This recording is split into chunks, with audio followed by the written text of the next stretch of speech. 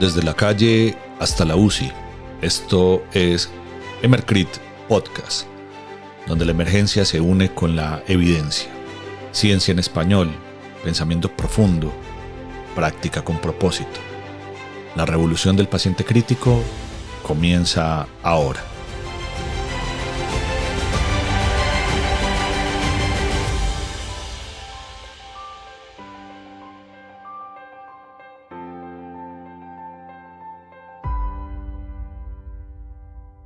Bienvenidos, esto es Emercrit Podcast al aire, el podcast de atención prehospitalaria, urgencias y cuidado crítico. Hoy, como cada viernes, un tema del que estoy seguro nadie se imagina que uno puede hablar por una hora completa. Y les quiero contar que puedo hablar incluso más horas. Vamos a hablar de la evolución de la ciencia y el futuro de la terapia eléctrica en reanimación. Precisamente de la desfibrilación. Y vamos a hablar de muchas cosas. ¿De qué vamos a hablar?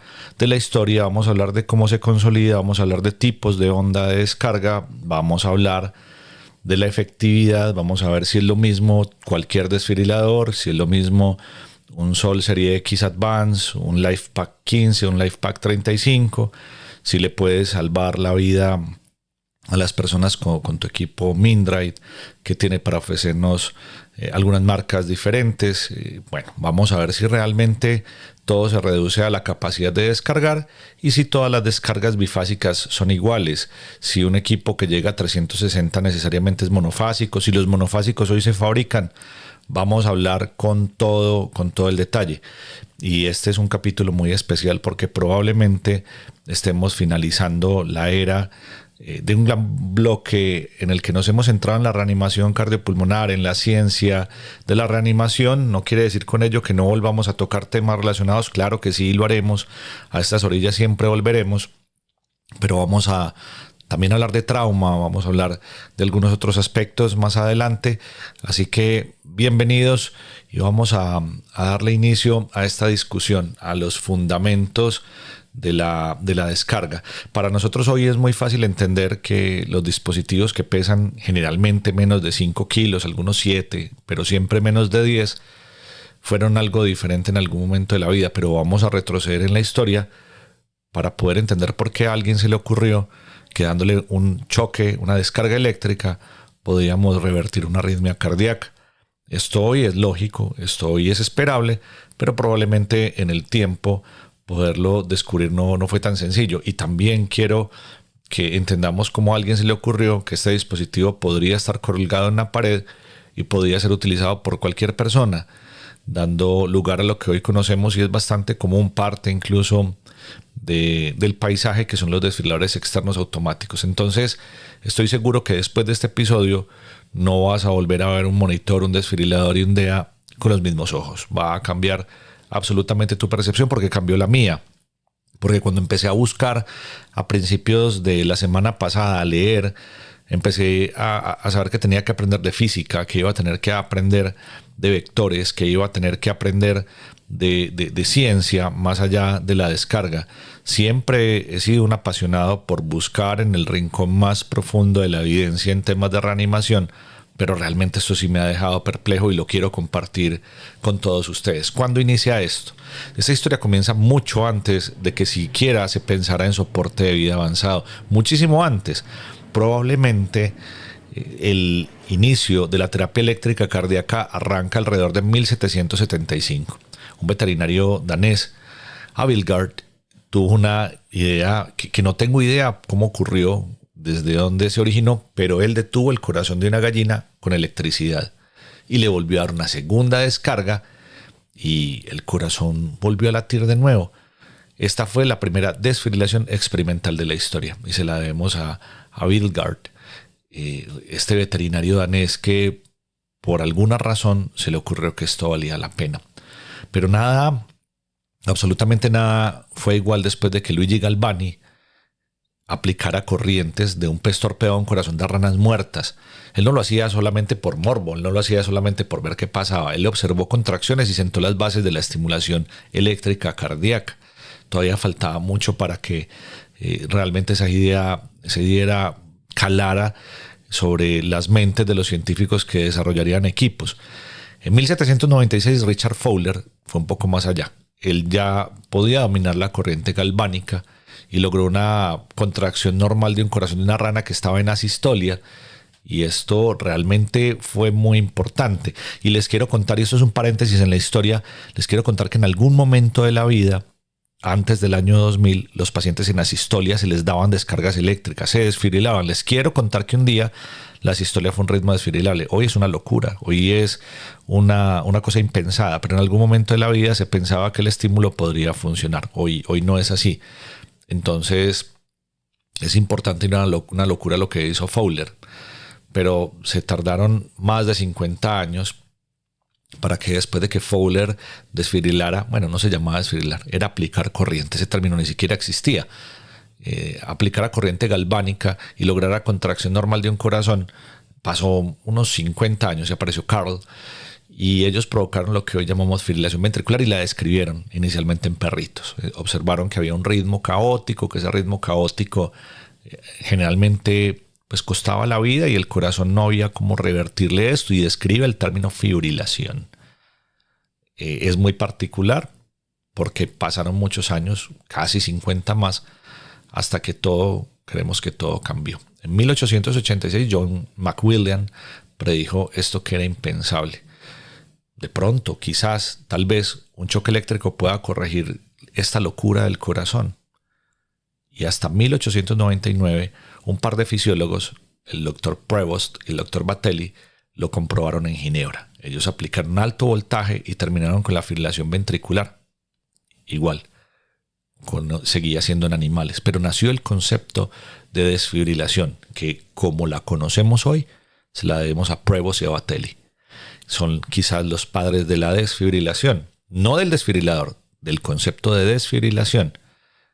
Y continuaban las cosas, y llega el siglo XX, que fue un siglo muy caótico, que fue un siglo de guerras, que fue un siglo de la reanimación cardiopulmonar en los 60, que fue un siglo de muchos aspectos. La reanimación cardiopulmonar como la conocemos, porque la reanimación cardiopulmonar con tórax abierto ya había sido implementada.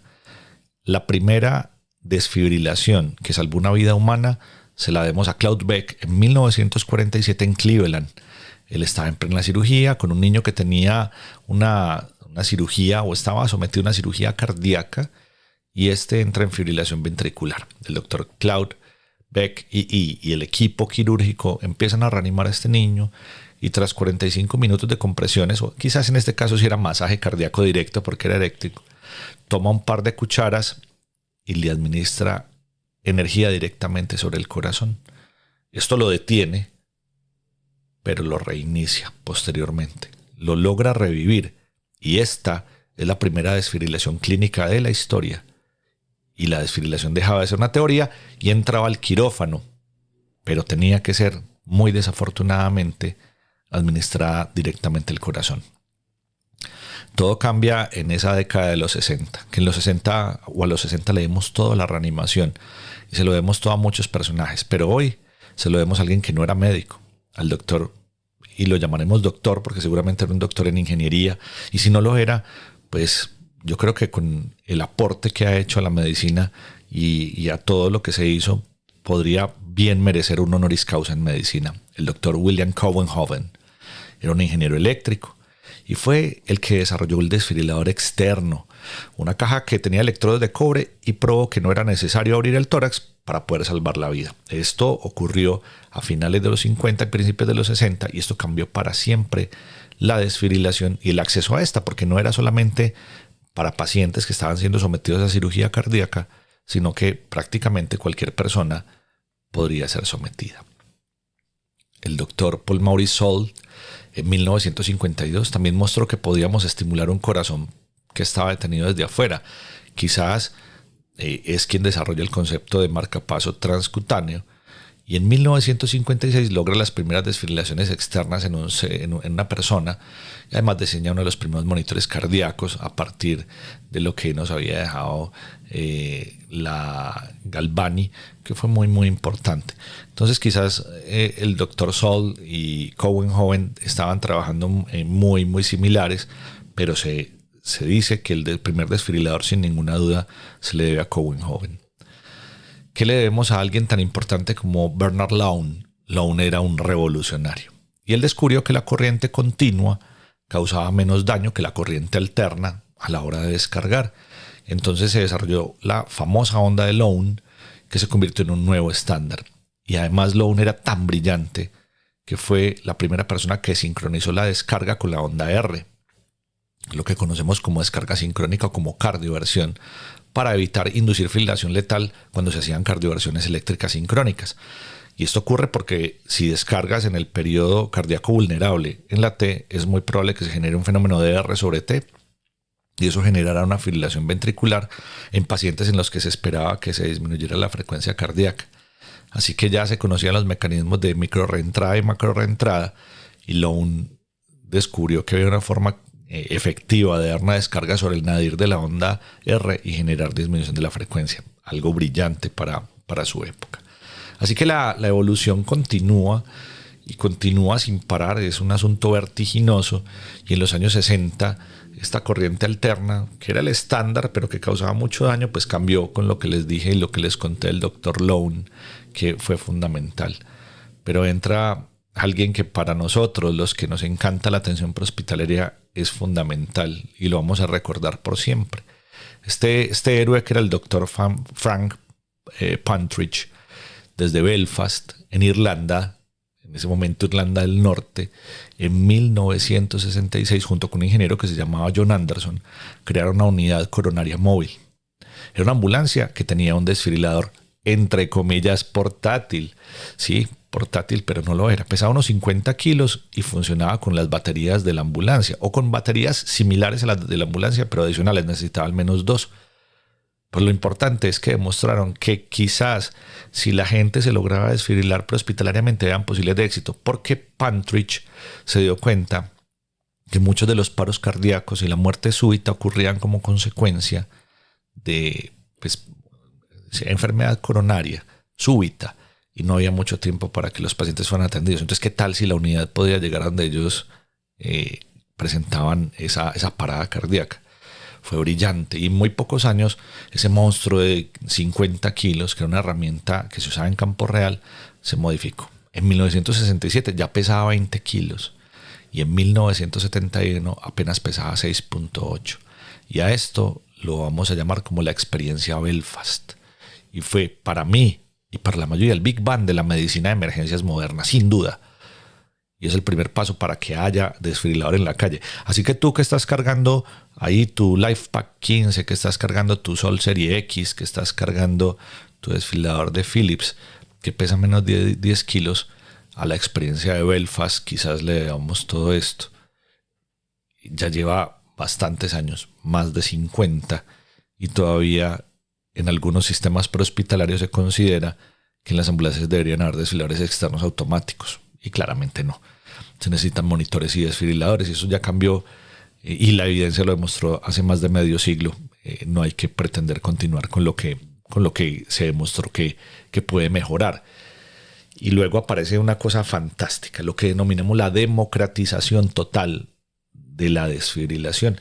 A mí me encanta. Yo les he contado que yo me considero un activista, un verdadero activista de la reanimación de acceso público, y el lugar del mundo donde voy encuentro desfibriladores externos automáticos. Les tomo fotos a todos como si fuera la primera vez que viera uno, porque me gusta cómo están diseñados, me gusta ver los pasillos, me gusta hacerme preguntas de qué pasaría si una persona colapsa en un aeropuerto inmenso como el aeropuerto de LAX en Los Ángeles, el aeropuerto de Bogotá, en el aeropuerto de la ciudad de Chile, en el Arturo Merino, en el nuevo Pudahuel. Saber la gente qué haría. Y me doy cuenta que los DEAs muchas veces están solamente a la vista de quien los busca. Con bastante sorpresa, hace un par de años hice un video porque en el aeropuerto de la Ciudad de México no habían desfibriladores externos automáticos visibles. Pero voy hace más o menos unos dos meses y me encuentro con gran sorpresa, con muy buena sorpresa, que ahora es un lugar cardioprotegido. Y no esperaba menos de los mexicanos, que son excelentes y que han sido abanderados de de la reanimación cardiopulmonar bien hecha, de buena calidad, y que varios mexicanos han escrito cosas increíbles de reanimación cardiopulmonar. No esperaba menos porque realmente siempre han sido líderes. Entonces esto me hace pensar de qué pasó, cómo sucedió, porque habían algunas barreras. La primera barrera era que cualquiera pudiera usar un desfibrilador, y la segunda que el desfibrilador actuara sin esperar a ningún experto, que esto no quedara solamente en manos de cardiólogos o de anestesiólogos. Estoy hablando del tiempo en el que no había todavía medicina de emergencias. Hoy claramente el desfibrilador es una herramienta que no es exclusiva de ninguna especialidad ni de ningún grado de formación. Entonces, ¿cómo arrancó el asunto? En 1979 DIAC y su equipo presentaron un aparato que analizaba el ritmo cardíaco y que decidía si se debía desfibrilar o no, con instrucciones de voz, sin ningún profesional médico, sin botones rojos de emergencia, solamente un testigo. El desfibrilador externo automático nace por primera vez. O nace. Uno nace una vez. Y gracias al desfibrilador externo automático nacen los programas de desfibrilación de acceso público que me encantan. Y quizás uno de los primeros lugares donde eso ocurre, que tuve la fortuna de visitar el año pasado, eran los casinos de Las Vegas. ¿Por qué empezarlo a probar allí? Es claro, eran lugares altamente monitorizados y era muy fácil darse cuenta quién tenía una parada cardíaca súbita.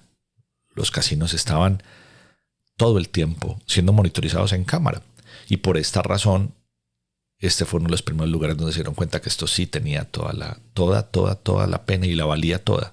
Así que la desfibrilación precoz hecha por testigos puede triplicar la supervivencia en un paro cardíaco extrahospitalario. Y hoy por hoy, el DEA no es un lujo, es un derecho. Y deberían haber DEAs en más lugares de los que hoy hay, porque definitivamente este ha sido uno de los hitos más importantes en la medicina de emergencias y en general, en la vida normal. El acceso a la desfibrilación externa automática.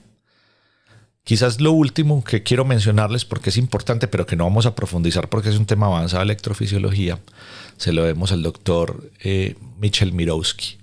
Mirowski, a partir de una tragedia que fue muy significativa, que fue ver morir a uno de sus amigos súbitamente, Mirowski eso le dio muy duro y dijo que no quería que eso le volviera a pasar a nadie más, que nadie más falleciera esperando ayuda. Así que se preguntó, ¿y si el desfibrilador estuviera dentro del paciente?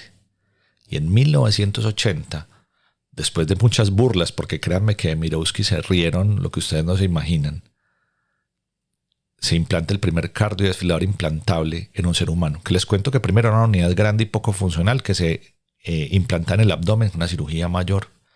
Pero que luego de los años 90 llegaron equipos que eran muy parecidos a los marcapasos, con funciones claramente definidas, y tenía electrodos transvenosos, o sea que no se necesitaba una cirugía a corazón abierto. Ya habían para ellos ondas bifásicas que necesitaban menos energía, menos tamaño y generaban menos daño, y algoritmos cada vez más inteligentes que tenían mejor capacidad de discriminar arritmias.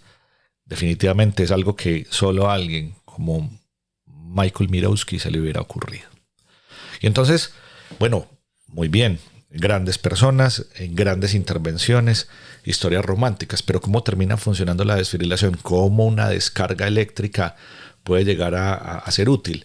Vamos a hablar de los principios físicos y fisiológicos por los cuales una desfibrilación y la cardioversión eléctrica sincrónica pueden llegar a ser muy útiles. Entonces, básicamente, tenemos que entender que desde el punto de vista fisiológico hay varias teorías, al menos 3 teorías que explican por qué una descarga eléctrica puede reiniciar un corazón que está fibrilando.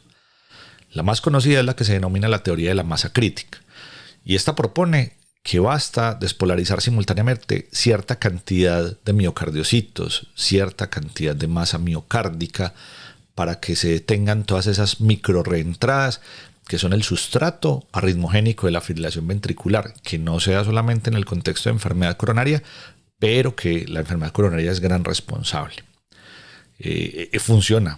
Funciona sin ninguna duda, pero tiene muchos más aspectos a tenerse en consideración. Algunos consideran una teoría que se denomina la teoría del límite superior de vulnerabilidad, y me parece que es una teoría que, junto con la de la masa crítica, es importante y se tiene que tener en consideración. Y esta indica que un choque tiene que exceder el umbral de energía por encima del cual la arritmia se está perpetuando, para que no se reinduzca después de esta descarga. Por eso damos dosis de energía tan importantes.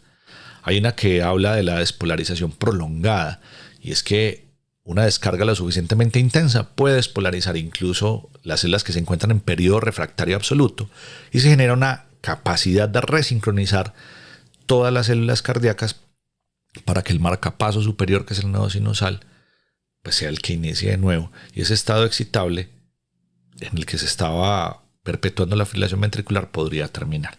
Son realmente teorías fantásticas, y yo creo que no es una sola de ellas. Entonces, en la práctica, cualquiera que sea el mecanismo exacto, porque eso es tema de debate, el resultado buscado es que todas o la gran mayoría de las células miocárdicas queden simultáneamente en periodo refractario tras esa descarga, interrumpiendo circuitos de microreentrada y macroreentrada, y luego en unos 3, 4, 5 segundos el tejido recupera su excitabilidad fisiológica, y bueno, se espera que el nodo sinusal vuelva y sea el que retome el control. Y si alguna pequeña área miocárdica no se despolarizó con el choque, esto con toda seguridad va a actuar como foco que reinicie la fibrilación ventricular, y esto es lo que explica por qué muchas veces la arritmia puede recurrir o se puede mantener en el tiempo, ser persistente, ser resistente y ser refractaria. Y esto tiene que ver con muchos aspectos, con incluso cuánto tejido está siendo excitable y tiene un umbral muy bajito de fibrilación. Eso tiene que ver con el tamaño de la lesión que está generando isquemia en un momento determinado. Así que las tres teorías principales que nos quedamos con ellas van a ser la de la masa crítica, la del límite superior de vulnerabilidad y la de la despolarización prolongada. Aspecto fundamental y muy importante.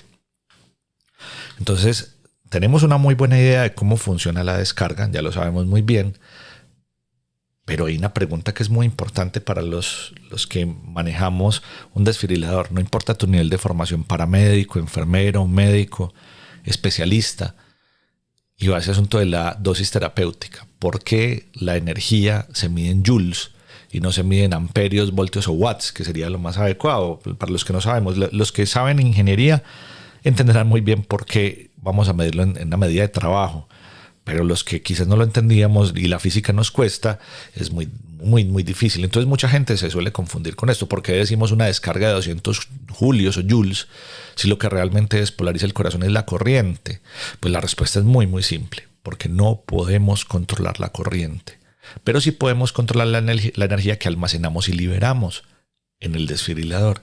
Y el julio es esa unidad de energía y la representa en esta medida que se denomina trabajo eléctrico, que el desfibrilador va a soltar en un instante. O sea que técnicamente la energía en joules es igual al voltaje por la corriente por el tiempo. Es el tiempo que vas a exponer a cierto voltaje y a cierta corriente. Eso es un joule. Y son variables que no nos iban a permitir manejar. Ustedes se imaginan el caos que significaría tener que calcular durante una parada cardíaca cuánto voltaje, cuánta corriente y cuánto tiempo, y hacer el cálculo mientras un paciente tiene un corazón fibrilando. No tiene mucho sentido. Entonces eso lo hace el equipo por nosotros, muy afortunadamente, porque sería realmente caótico tener que resolver ecuaciones mientras estamos reanimando. Entonces, ¿por qué toman esta decisión? ¿Será que acaso piensan que somos muy incapaces para calcular? Creo que no. Y es que hay muchas variables que tenemos que manejar en una carga cognitiva muy importante durante el paro. Entonces lo que ocurre es que, por ejemplo, si la impedancia transtorácica, que es la resistencia que ofrece el cuerpo a la corriente y que va a variar muchísimo entre paciente y paciente por aspectos como la piel seca, porque no se le puso gel a las palas, que eso es un error gravísimo, porque el tórax es muy grande, porque las palas están mal puestas, porque el paciente tiene enfisema. Entonces, si usáramos amperios o voltios, con toda seguridad podríamos pasarnos o quedarnos cortos muy fácilmente, pero los joules permiten una dosis estándar y segura para la mayoría de los pacientes. Entonces, de esta manera se garantiza que el operador no elige cuánta corriente dar, sino cuánta energía cargar. Y el desfibrilador se encargará de liberar esa energía como un pulso que, absolutamente dependiendo de la resistencia del paciente, que vamos a hablar de ese concepto de resistencia, va a generar más o menos corriente. Así que la corriente es la que puede llegar a salvar vidas, pero la energía es la que puede hacer que se pueda controlar, y por eso hablamos de joules, no hablamos de otra cosa importante. Entonces, ¿qué hace que no podamos entregar al miocardio de manera habitual la energía o la corriente? Entonces, hay una barrera de ese flujo eléctrico, que es el concepto de la impedancia transtorácica. Y hay algunos determinantes clínicos. Entonces, cuando pensamos en desfibrilar, también es menester imaginarnos que la energía va directo al corazón, pero no es un asunto tan simple, porque hay barreras que van a hacer que esto no pueda llegar de forma tan sencilla. Entonces, antes de llegar al miocardio, la descarga tiene que atravesar primero la piel, el tejido celular subcutáneo, el músculo, las costillas, los pulmones, el parénquima pulmonar, y a todo eso se le denomina impedancia transtorácica.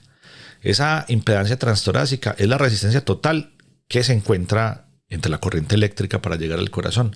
Y esto puede llegar a ser muy variable. Los valores van a ser y van a cambiar de manera significativa y van a existir valores que se registran y que algunos desfibriladores pueden registrar la resistencia. La pueden mostrar. No todos lo hacen, algunos lo muestran. Esto se mide en ohmios y el signo parecen unos audífonos, es bien interesante. Puede ir desde 25 hasta 180 ohmios y valores por encima de 150 hacen que las desfibrilaciones sean muy difíciles y que cualquier equipo que no sea de alta tecnología y de alta capacidad puedan llegar a fallar en ese intento. Entonces, ¿esto por qué es importante? Porque cuando se tiene una impedancia transtorácica muy alta, esto puede hacer fallar la desfibrilación, incluso utilizando dosis mayores de 200 joules. Entonces, hay posibilidad de bajar la impedancia. Muy buenas posibilidades. Entonces, ¿cómo se puede reducir la impedancia transtorácica y mejorar la eficiencia de la descarga? Entonces, el primer aspecto es el tamaño y posición de los electrodos. Y mientras estos sean más grandes, pues mejores posibilidades de éxito. Entre 12 y 8 centímetros es el valor habitual de los electrodos, aunque ahora usamos más parches manos libres. Y vamos a hablar al final de esta charla si es que los parches manos libres son mejores, son peores que las palas, si es que esto es una treta comercial para que los fabricantes de desfibriladores vendan más o realmente es una medida que puede llegar a ser muy útil. Y les adelanto de una vez, les hago spoiler, los electrodos manos libres o los parches para desfibrilación han cambiado de forma significativa la eficiencia de la reanimación y de la descarga en particular, siendo lejos mucho más eficientes que las palas, por múltiples razones que veremos al final del episodio. La presencia de gel conductor. Sin gel no hay una buena conducción y las palas o los electrodos que tienen bastante gel hacen definitivamente la diferencia. Menos riesgo de arco eléctrico y este aspecto es importante. Cuando se utilizan palas es muy importante la presión que se ejerce. Unas 24 libras de presión se espera como una presión adecuada para disminuir la impedancia. Si hablamos en la cardioversión eléctrica, incluso la respiración tiene algo que ver allí, y es que cuando se hace una descarga en el paciente en inspiración plena hay más impedancia. Eso se puede y se debería tener en consideración aunque nadie lo hable. Estoy hablando de cardioversión. Y si estamos hablando de pacientes en paro y en fibrilación ventricular, uno debería, antes de cada descarga, soltar a los pacientes y soltar todo lo que se está haciendo para descargar. Y hay una cosa que puede mejorar la impedancia, que son las descargas sucesivas, el stacked shock que se hace en los pacientes en posoperatorios de cirugía cardíaca, donde se dan 3 descargas consecutivas. Y esto no es muy loco porque les cuento que hace muchos años, en las guías del 2000, dábamos 3 descargas consecutivas, una de 200, una de 300 y una de 360, pero con desfibriladores monofásicos, ya no. Entonces solamente en el escenario de cirugía cardíaca se hacen el stacked shock y algunos piensan que puede ser junto con la desfibrilación doble secuencial una estrategia a considerar en los pacientes con fibrilación ventricular refractaria. Las guías en general no lo aceptan. Y también hay que tener una cosa clara, es que cada descarga empieza a consumir el sustrato que le queda al miocardio, se va a gastar la despolarización de toda la masa y de la masa crítica, que es donde ocurre, va a generar gasto de ATP, gasto energético, y luego quizás una fibrilación ventricular gruesa se convierta rápidamente en una fibrilación ventricular fina y en una sistolia, si es que no soluciono las causas. Entonces no se trata solamente de la estrategia de descarga, sino que estoy haciendo para poder solucionar la causa de paro, que es uno de los aspectos críticos. Entonces, después de que tenemos esto claro, sigue la dinámica de la onda de choque. Vamos a comparar los tipos de onda, las ondas de descarga. porque hay una frase que es muy importante y que la voy a acuñar a partir de este blog y de este podcast. Desfibriladores vemos, ondas no sabemos, porque vemos los equipos y sabemos que son bifásicos todos, pero no es lo mismo. Lo más antiguo, con lo que arrancamos, era una onda monofásica, que era la forma en la que lo hacíamos a principios de los años 2000. Esta corriente fluye en una sola dirección, iba entre un electrodo y otro, entre una pala y otra, desde el positivo hacia el negativo, pero había un problema, que se necesitaba mucha energía para funcionar. Se utilizaban 360 joules por descarga en adultos en una sola fase, no habían dos fases, y el resultado era muy ineficiente, había mucho daño miocárdico y había más riesgo de quemaduras. Sin embargo, los desfibriladores monofásicos hicieron mucho por la humanidad y sería el colmo hablar mal de esta tecnología que fue la que arrancó con todo, pero no era tan eficiente, comparada por supuesto con las descargas bifásicas. Entonces, ¿qué vino después? La revolución absolutamente, cuando la posibilidad de que la corriente se mueva entre un electrodo y otro, primero en una dirección y luego en la otra, pues apareció. Esto no fue capricho, esto mejoraba las tasas de éxito en la primera descarga y reducía mucho el número total de descargas y usaba menos energía. Generalmente se arranca con entre 120 y 200. Acá una nota muy importante. Hoy en día los desfibriladores monofásicos no se fabrican más. Son equipos obsoletos y es posible que los encuentres, sean equipos muy bien fabricados que todavía pueden estar en función. Por ahí los pueden tener todavía. De hecho, muchos de los equipos con los que entrenamos en ACLS son equipos monofásicos antiguos, pero he visto en algunos hospitales equipos monofásicos.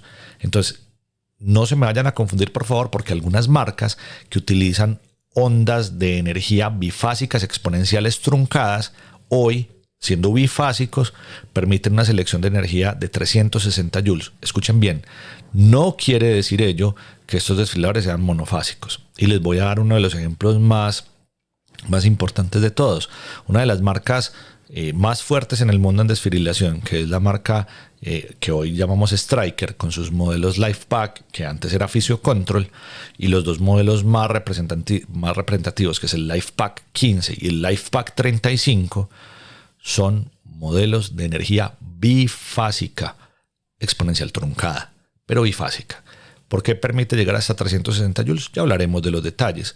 ¿Con qué se puede arrancar? Perfectamente con 200. Y si resiste, podemos ir aumentando en dosis de energía. Ya veremos qué implica. Pero son equipos bifásicos. Que yo he visto que algunos llegan hasta 280. Son bifásicos. Es energía bifásica, pero los fabricantes deliberadamente permiten que se suban niveles de energía. Más de 360 joules no vamos a encontrar, y cuando se hacen descargas directas al corazón, descargas cardíacas directas, incluso si en el equipo seleccionas mucho, las cucharas o las espátulas de desfibrilación van a limitar la energía a un máximo de 50 joules, porque es una descarga directa, porque no se disipa, porque no hay resistencia transtorácica, no hay aumento de la impedancia, por esa razón. Entonces, ¿por qué es mejor la energía bifásica? ¿Por qué es mejor que la energía recorra entre una pala y otra? Los desfibriladores bifásicos modernos, primero, tienen la capacidad de determinar la impedancia transtorácica. Unos lo hacen de forma más eficiente y unos de forma más ineficiente, o quizás no lo hacen muy bien. Pero cuando lo hacen, un microprocesador puede ajustar automáticamente la forma y la duración de la descarga para que esta corriente llegue como se debe. Ni más ni menos. Esta tecnología inteligente funciona muy bien, y es que esto no se trata solo de cuántos joules, se trata de dar el choque perfecto en el momento perfecto para este paciente en particular. Y esto va a quedar absolutamente claro. Entonces, cuando escuches el término de onda bifásica, no lo tomes como un detalle técnico. Esta es una diferencia entre dar una descarga a ciegas y una descarga dirigida y con precisión para que puedan ocurrir los fenómenos con los que se convierte en una arritmia. Y hay muchos más aspectos técnicos detrás de esto que las marcas están perfeccionando de forma permanente para que haya mejores posibilidades de supervivencia. Pero desde ya les adelanto que quizás hoy ninguna sea superior a la otra. Cada una considera que su tipo de energía es superior, pero quizás al final haya que demostrarlo en un estudio clínico amplio, detallado, que hoy no se ha realizado. Entonces, en ese asunto de desfibriladores vemos, ondas no sabemos, la gran mayoría de los desfibriladores bifásicos de hoy en día, y ahí tenemos a las marcas como Stryker, ahí vemos a marcas como Philips, ahí vemos marcas como Mindray, utilizan una onda exponencial truncada que tiene una alta corriente al inicio, pero una rápida caída en el cambio de fase. Es efectiva, pero depende más de la impedancia, y una impedancia más alta puede ser menos eficiente. Entonces esto es como al tratar de abrir una puerta, patearla con mucha fuerza bruta para tratar de abrirla, y así funciona esta exponencial truncada. La que sigue se denomina rectilínea atenuada o rectilínea, bifásica rectilínea. Es una corriente que es mucho más constante en ambas fases, que es muchísimo más eficiente en el uso de energía, y en la analogía es como empujar una puerta con fuerza sostenida. Funciona muy bien para los pacientes que tienen más alta resistencia o mucho más alta impedancia transtorácica. El tipo de energía rectilínea atenuada es exclusivo de Sol. Los desfibriladores Sol, desde el Sol Serie R, desde el M1, M2, el Sol Serie X, el Propac, todos tienen este tipo de energía, y como ustedes verán, los desfibriladores de la marca no permiten aumentar los niveles de energía en más de 200 joules. Entonces, ¿pero por qué? Porque tiene una capacidad muy eficiente de uso de energía, y por esa razón funciona bastante bien. En mi parecer, es un tipo muy, muy interesante de onda bifásica, y posiblemente en todos los aspectos en los que se compare va a ser superior a la exponencial truncada, que no está mal.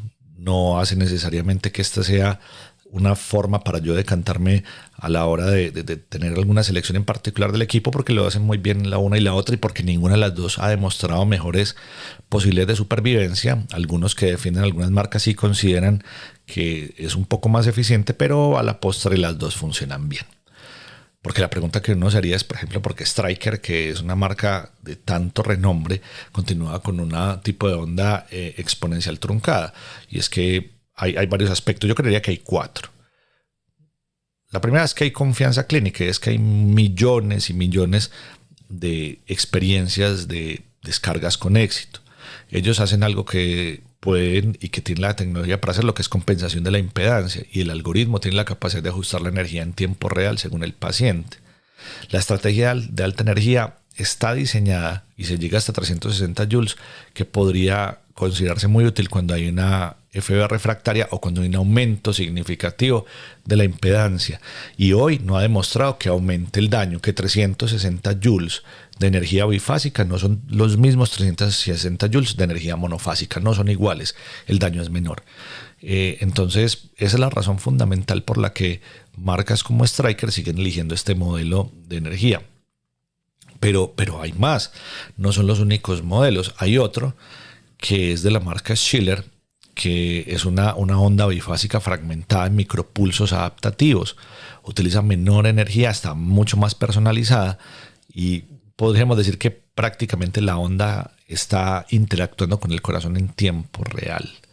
Se llama BioWave Multipulse y la utilizan los desfibriladores Schiller, que son desfibriladores suizos, y es un tipo de onda muy interesante que tiene lo suyo, sin ninguna duda tiene lo suyo, y hace que estos desfibriladores sean considerados desfibriladores también de muy alto nivel, que pueden tener muchas cosas muy, muy interesantes. Desde Japón, Nihon Kohden, que es una marca muy interesante. Los equipos no me gustan, no me parecen equipos tan bonitos, no me parecen equipos muy resistentes y muy durables, y los he tenido que utilizar. Entonces, estos Nihon Kohden tienen una tecnología que se llama ActiveBifasic. Esto es muy importante porque evalúa la impedancia no solamente antes, sino durante la primera fase de esa descarga bifásica, y ajusta esa segunda fase de forma personalizada, por llamarlo de alguna manera. Entonces, esto sí es realmente una desfibrilación verdaderamente en tiempo real. Y la pregunta que nos hacemos entonces, estos dos tipos de ondas son ondas bifásicas. Ambas son tecnologías que se consideran bifásicas porque van en una y en otra dirección, así sean micropulsos. Y lo que cambia definitivamente es la manera de entrega de la energía, más fragmentada, más adaptativa, más inteligente, pero como quiera que sea, bifásica. Entonces, cuando utilizamos los equipos, quizás el aspecto más importante para pensar en ellos en la práctica clínica es la desfibrilación. Y hoy sabemos que hay varias formas de hacerlo. Generalmente lo pensamos como descargas o desfibrilaciones asincrónicas, que es la desfibrilación como tal, y que la solemos considerar en la fibrilación ventricular, la solemos considerar en la taquicardia ventricular sin pulso, monomorfa, polimorfa, y en la taquicardia ventricular polimorfa de puntas torcidas, que en mi comprender es diferente a todas. Y por eso siempre la saco en un clúster aparte. Se necesita energía asincrónica para que pueda llegar a terminarse la arritmia por los mecanismos que hemos definido. Y la otra, la cardioversión eléctrica sincrónica, que es una descarga que ocurre o que se realiza de forma planificada en pacientes con taquicardias cuyo estado clínico es pacientes que están inestables y que se seleccionan niveles variables de energía, generalmente más bajos, independiente del tipo de onda, que van a variar de acuerdo a la arritmia. Por ejemplo, las taquicardias de complejos estrechos con RR regular, que generalmente son por reentrada nodal, el nodo auriculoventricular, necesitan niveles bajos de energía, de 50 a 100 joules. La fibrilación atrial con respuesta ventricular acelerada y compromiso hemodinámico necesita dosis entre 120 y 200 joules de descarga sincrónica o de cardioversión, y las taquicardias ventriculares con pulso suelen utilizar 100 joules. De manera preliminar, mi recomendación y la de Mercrit es descargar o iniciar con cualquiera de ellas con 100 joules, porque probablemente no vayas a recordar los valores o los vayas a confundir. Las guías actuales de reanimación cardiopulmonar hacen unas recomendaciones bastante tibias y dicen que busque las recomendaciones del fabricante, que suelen no estar disponibles porque los desfibriladores no tienen al lado su inserto y porque en un momento de emergencia no me da tiempo de ir a buscar el manual e ir a ver qué obtengo en términos de dosis de energía. Entonces, este aspecto no es tan sencillo. Vamos a hablar dos palabras entonces de las lesiones que pueden generar las descargas, lesiones miocárdicas inducidas por desfibrilación. Y esto es cierto, la desfibrilación es sin duda uno de los actos, yo creo que más heroicos. A todos nos encanta desfibrilar. Una corriente atravesando el tórax para finalizar una arritmia. Y entonces se generan las bromas y el impactrueno y el chicharrín y como la quieran llamar. Esto es un acto serio, debería serlo, pero en los entrenamientos o en las discusiones con colegas a veces están estos chistes. La desfibrilación es muy seria porque incluso en escenarios de práctica se han presentado accidentes que pueden comprometer la vida de los participantes. Entonces, con un desfibrilador no se juega, no se debería bromear, porque hay riesgos muy importantes para la seguridad del equipo cuando se hace una descarga. Y desde Mercrit les recomendamos que para sus entrenamientos, cuando utilizan desfibriladores reales, utilicen dosis muy bajas de energía, 1 o 2 joules, algo que sea muy bajo para poder practicar sobre maniquís, nunca sobre una persona, nunca. Ni siquiera para que sepa lo que se siente, podría ser muy grave, incluso dosis muy bajas de energía. Entonces, por favor, que eso quede claro, es una medida de seguridad y hay que manejarla como tal. Entonces, hablemos de las lesiones. ¿Cómo se puede o cómo la energía puede generar lesiones? Siendo que el aumento de la impedancia hace que no se entregue tanta energía. Y aunque el objetivo es despolarizar de forma masiva y simultánea las células miocárdicas para interrumpir esas reentradas, la energía también puede tener efectos nocivos y adversos, especialmente si se aplica en exceso y repetidamente. Cuando no se optimizan parámetros, cuando no se hace una buena RCP y se descarga y se descarga. Yo todavía recuerdo mi primer paro, de esos que se hacían con las guías del año 2000. Eso fue precisamente muy en los 2003, 2004. 17 descargas recibió aquella persona que claramente no logró sobrevivir. Entonces, ¿qué genera? La primera la lesión más importante que genera las descargas se llama microporación o electroporación.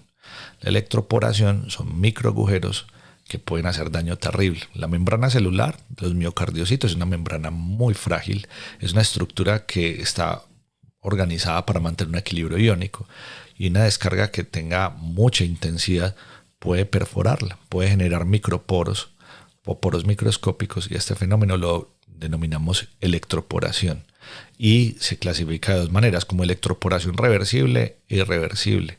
Cuando son niveles mucho más altos, la electroporación era irreversible. Esto ocurría de forma muchísimo más marcada con equipos monofásicos, y cuando la electroporación era irreversible, la célula se desintegra, permite evidentemente la salida de lo que hay en el citosol.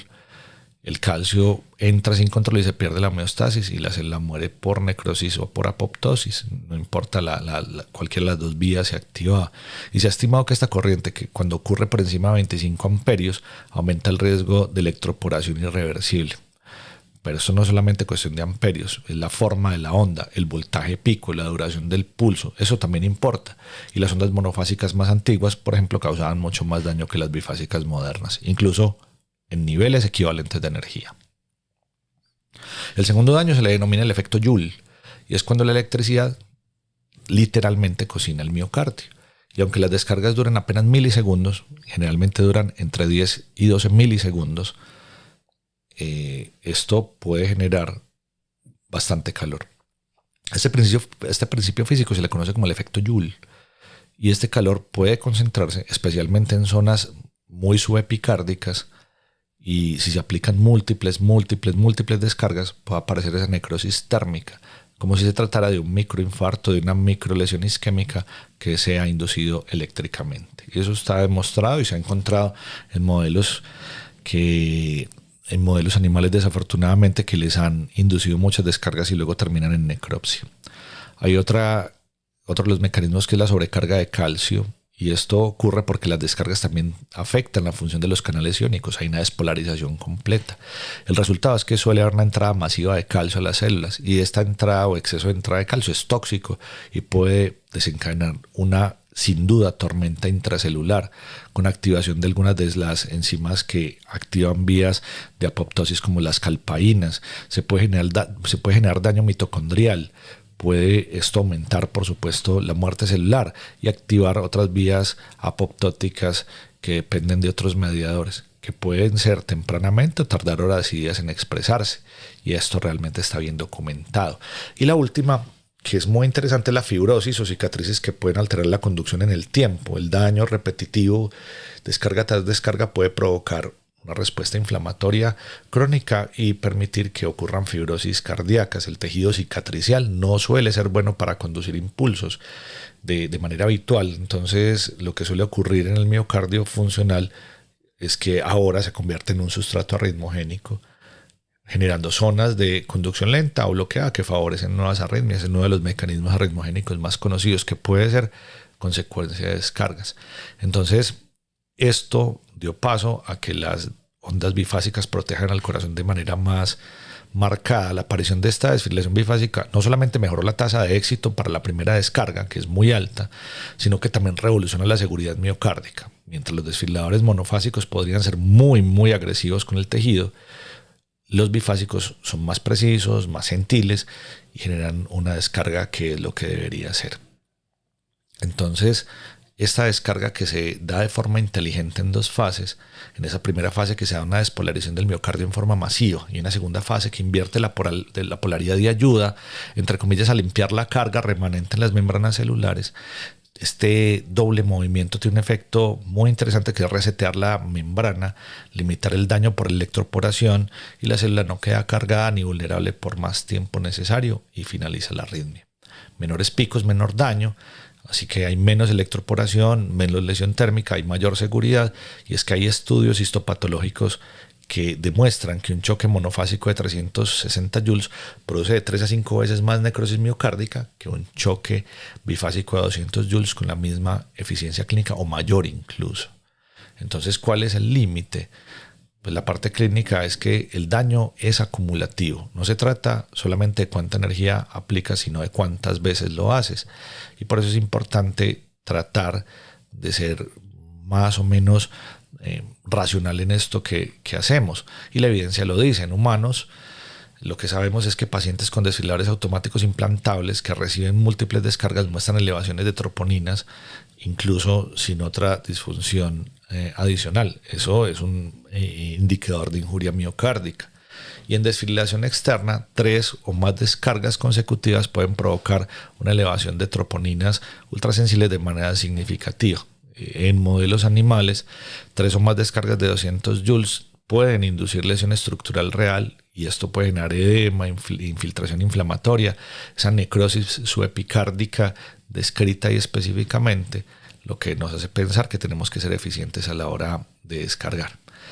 Pero nos encontramos con problemas que son importantes, como la fibrilación ventricular refractaria, que yo sé que esto es algo de lo que estaban esperando que habláramos, de las descargas o de los algoritmos de descarga doble secuencial. Entonces vamos a llamar fibrilación ventricular refractaria a toda aquella que ha tolerado 3 o más descargas. Y la causa casi siempre es isquemia miocárdica crítica, aunque no es la única causa. Entonces tenemos que empezarle a dar manejo. Lo primero que se pensó era el cambio de vector, y era cambiar la posición de los electrodos, no anteriores, sino anteroposteriores, que es lo que se denomina la lógica de la geometría de la desfibrilación. Entonces el primer paso lógico era el cambio del vector. ¿Y por qué? Porque la corriente viaja en línea recta entre los electrodos, y si el circuito arritmogénico no está en el camino, probablemente no se logra interrumpir, y es una idea brillante. Y la solución inicialmente era el cambio de posición de los electrodos, de anterolateral, que es la habitual, a una anteroposterior, para tratar de que esto ocurriera.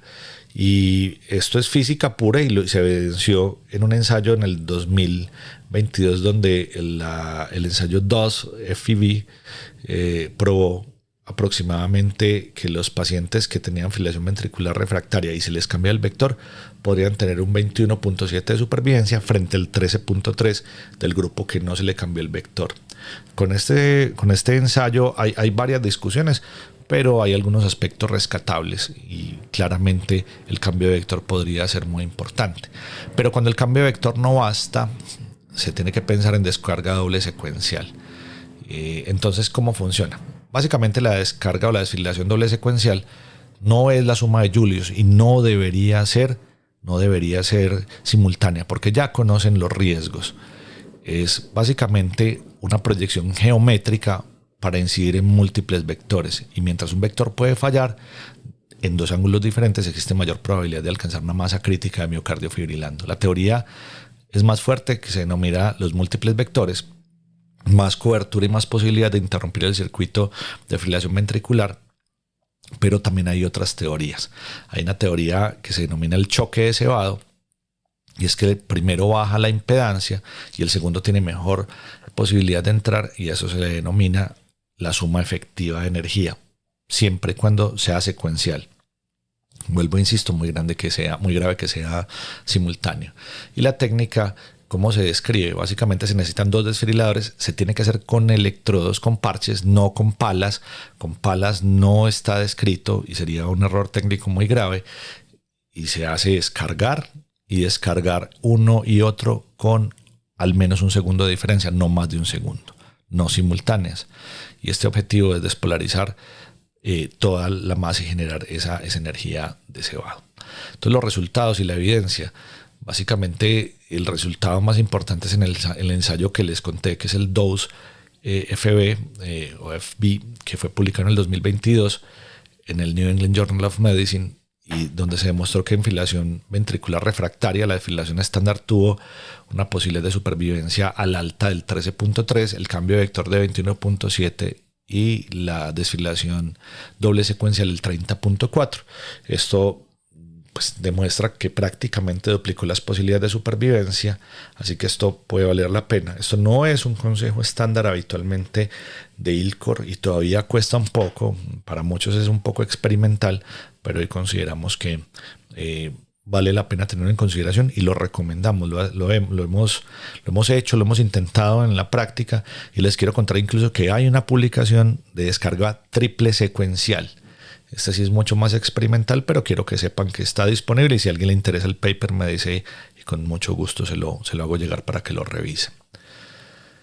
Para que terminemos, quiero contarles de algunas curiosidades y algunos mitos de la desfibrilación que yo he tenido, que han tenido y que realmente vale la pena tener en consideración. El primero es qué ocurre si se invierte la posición de las palas. Si pongo apex en externo en apex.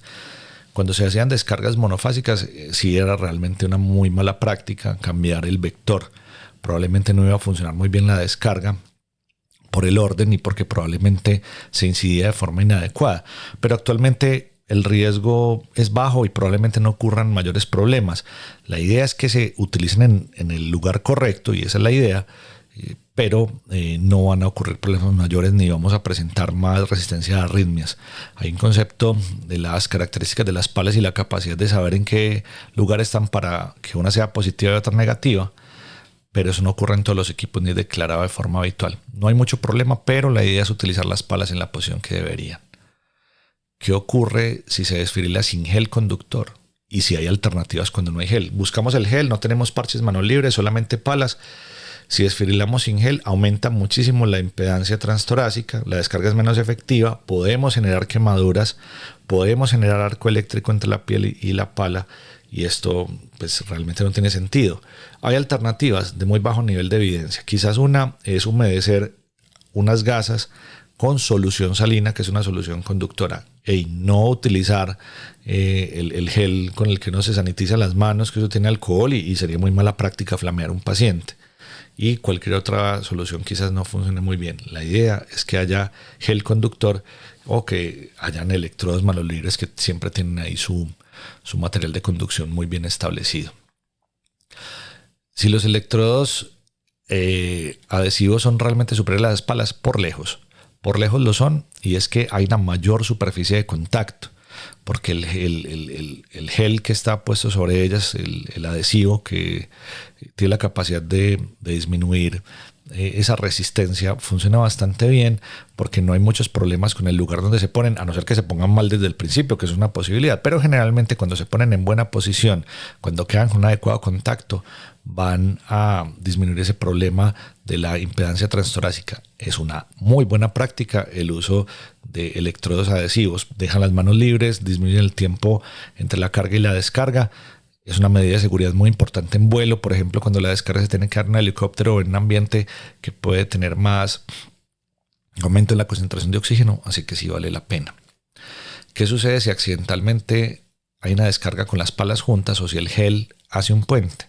Esto puede generar un arco eléctrico, esto puede generar una chispa violenta y podría incluso dañar el desfibrilador. Es algo que nunca deberíamos intentar y algo que siempre debemos evitar. Y es por esta razón que cuando se utiliza gel y se pone gel en el tórax del paciente, antes de cada descarga se debería secar el remanente del gel. Esto es una práctica casi obsoleta en países como Estados Unidos o en Europa, porque ya no utilizan prácticamente palas, pero sí es una recomendación muy útil para Latinoamérica, donde todavía utilizamos las palas. Es verdad que no se debería descargar al aire. No se debería descargar al aire, existe el riesgo de un arco eléctrico y es una muy mala práctica. La recomendación es descargar sobre el equipo, y lo que yo hago es que cuando yo cargo el equipo y no tengo que descargar, lo que hago es aumentar o disminuir el nivel de energía y eso inmediatamente desactiva la descarga. Algunos equipos tienen un modo para desarmar la descarga y se puede también considerar. ¿Se han registrado incendios en ambientes con alto contenido de oxígeno? Se han registrado, hay registros, no son tantos, pero sí hay registros y por eso hay que tener mucha precaución a la hora de dar descargas porque sí se han registrado. ¿Qué porcentaje de la energía de la descarga llega realmente al corazón? Entonces se estima que aproximadamente entre el 80 y el 90% de la energía se va a disipar por ese aumento de la impedancia transtorácica. Entonces se estima que aproximadamente máximo 100 joules efectivos van a ser entregados al miocardio. Por eso es tan importante las estrategias para disminuir la impedancia, y quizás la más importante es el uso de parches manos libres y un tipo de energía que realmente pueda combatirla de forma eficiente, como es el tipo de energía bifásica rectilínea atenuada, que es un poco superior para ese aspecto. Y la última, el golpe precordial. Esto realmente funcionó alguna vez. Se decía que cuando los pacientes tenían una fibrilación ventricular o una ATV y no había un desfibrilador, golpearlos en la mitad inferior del esternón podría funcionar. Parece que hubo casos en los que estos funcionaron, o esto funcionó en los años 70. Las guías de reanimación lo mencionaron y en el año 2010 lo eliminaron del libro de soporte vital básico. Y ahí aparecía como una nota al pie de página en soporte vital avanzado, y en el 2020 desapareció por completo. Golpear el tórax puede generar al final un trabajo de 2 o 3 joules, no directo sobre el miocardio, sino sobre la pared torácica, o sea que con toda la impedancia que va a haber, esto probablemente no funcione y se puedan generar más daños. Así que hoy no se recomienda en la práctica clínica, pero me pareció muy interesante y siempre me ha parecido muy interesante pensar que esto realmente funcionó. Yo les agradezco enormemente este camino recorrido este viernes más, donde podemos hablar de terapia eléctrica, de lo apasionante que es la terapia eléctrica. Y yo creo que si eres instructor de reanimación, esto te da herramientas muy importantes para poder mejorar la enseñanza en tus participantes. Desfibrilar no es cualquier destreza, se necesita mucha técnica para poder aprovecharlo, y recuerde que cada descarga mal hecha, cada descarga fallida es una oportunidad menos para poder hacer que un miocardio pueda regresar en las mejores condiciones posibles.